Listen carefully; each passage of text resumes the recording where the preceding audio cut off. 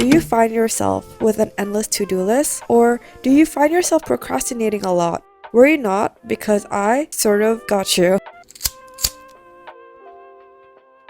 Hi friends, welcome back to Joyful Encounters. My name is Joy. I am an adult living, breathing, working in New York City. I like to talk about my feelings online. In this episode, we're going to be talking about all things time management, how I managed to balance a 9 to 5 and some side projects and YouTube without breaking down. Spoiler alert, it feels like my life is about to fall apart at every given time, but we're still going to proceed with this video. I think when it comes to time management, there are two components to it. The first is having the right mindset to manage time, and the other is to have a system that can support you. So for the first part of the video, we're going to be talking the 5 mindset habits that help me balance everything I just mentioned. So mindset number 1 is to realize that you cannot do everything and accept that you will be bad at some things.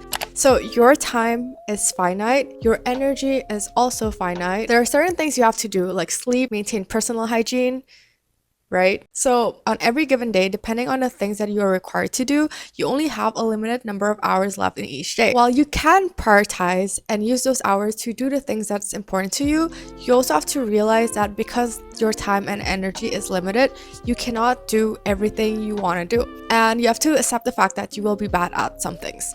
For me, I think I'm doing a pretty good job at balancing a 9 to 5 and other work-ish related things like making videos, preparing for my grad school applications. But my apartment is a mess 90% of the time. My apartment is far from aesthetic. I barely cook, I barely exercise, and I don't even read as much as I used to. It's really important to realize that you cannot be stellar in all areas of your life. You will be bad at some things. The important thing is that you're doing good in the areas that you actually want to be good in, and you're actually making time for the things that are important to you. This is a really important mindset to have, because otherwise we will always be overwhelmed with an endless to-do list and the feeling that we're not doing enough. So the second mindset is to realize that you need to make sacrifices. You know that triangle that went around in high school, which I believe was sleep, good grades, and a personal life? As an adult, it's career, which can comprise of hobbies as well, friendships, and a romantic life. So I do not have a romantic life,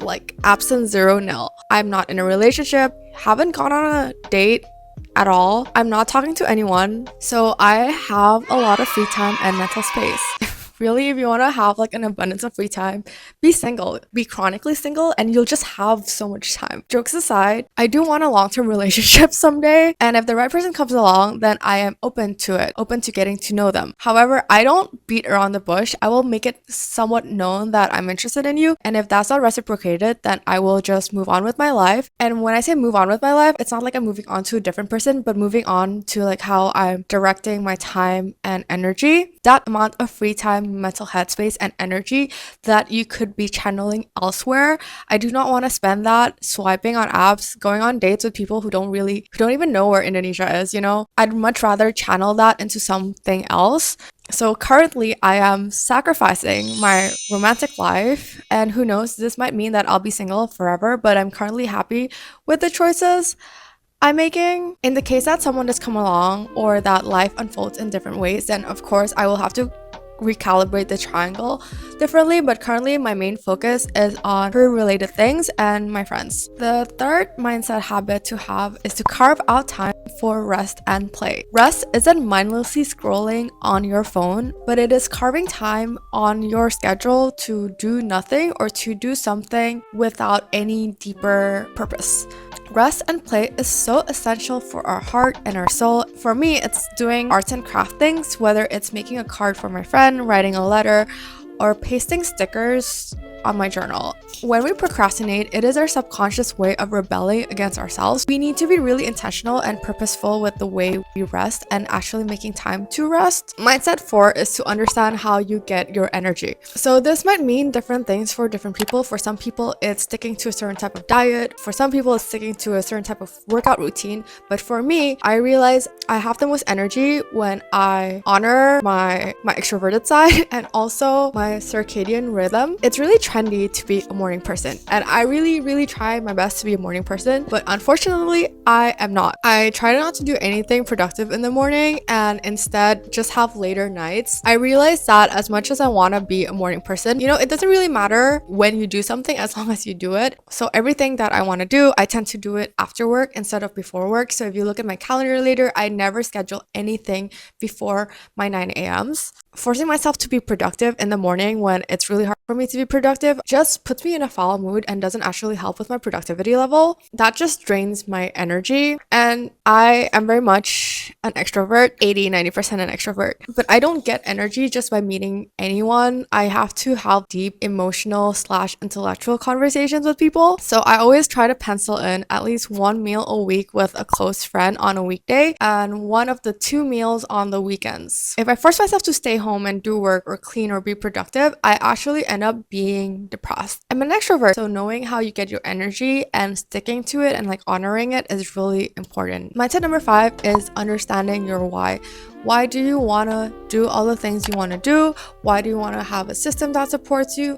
What are you working towards? It's really hard to stick on a self-imposed system and to have that discipline if you don't know why you're doing it. You need to have a deeper reason as to why you're pursuing something. For me, it's because I have a vision of the next 2 or 3 years of my life. I know that if I don't do anything about it, then that vision will forever just remain a vision. So I just keep imagining it, even on the days when I feel like I don't want to get out of bed. I still get up and do it just because I am so invested in this vision that it just feels almost natural for me to work towards it. Obviously, it doesn't have to be every single day. If you need a break, it's completely fine because life happens. On most days, you have to commit to the thing you want to do in order to get what you think you'll get by committing to it. So, productivity apps.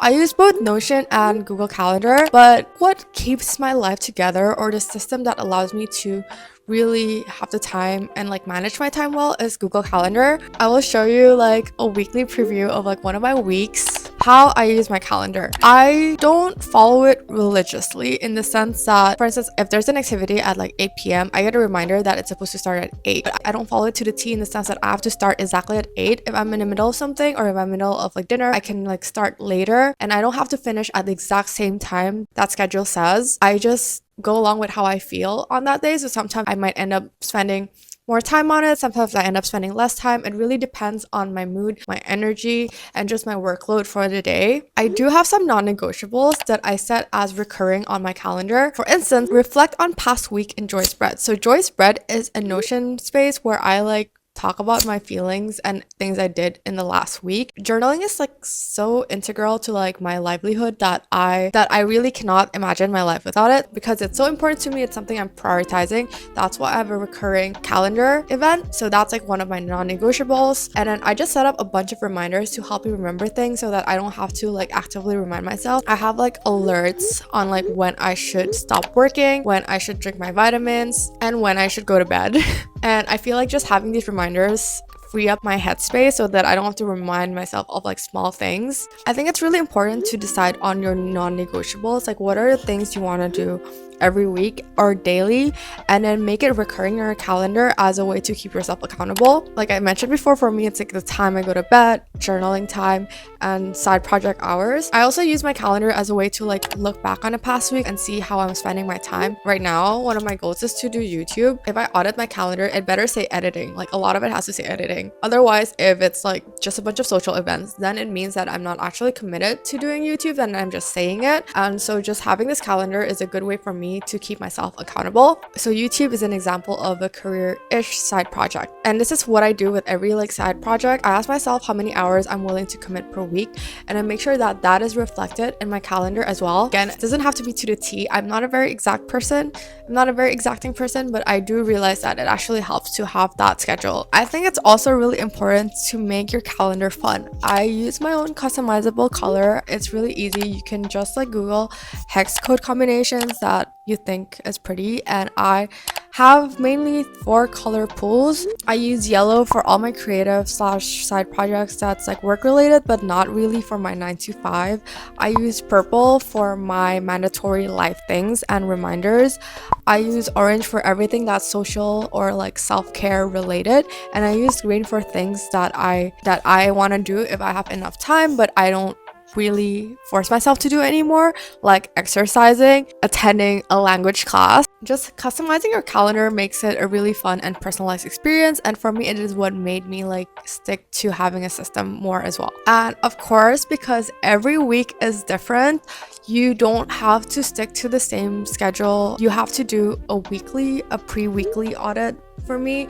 So what I do is on every Sunday, like right now, I usually write a list of things that I have to do, and I usually categorize it by 2 things that I absolutely have to do, like if there's like a hard deadline, or things that I want to prioritize. And for things I want to prioritize, I prioritize 3 things each week. So for me, if I'm able to achieve those 3 things or like fulfill it, I feel like it's a good enough week, because you know what you can control is what you do, and you cannot control the results. Like for me, I try to post 1 video every week, and so that's like one of the 3 things I try to do weekly. And if I don't do anything else in that list, it's completely fine. And for the to-do list, I actually incorporate my bullet journal. I write all the hard deadlines, the 3 things I want to do, and some of the nice to haves. So that's it for me. I hope that is somewhat helpful or like entertaining. As always, please like and subscribe, because every support counts. Thanks so much for watching, and I will see you soon. Bye!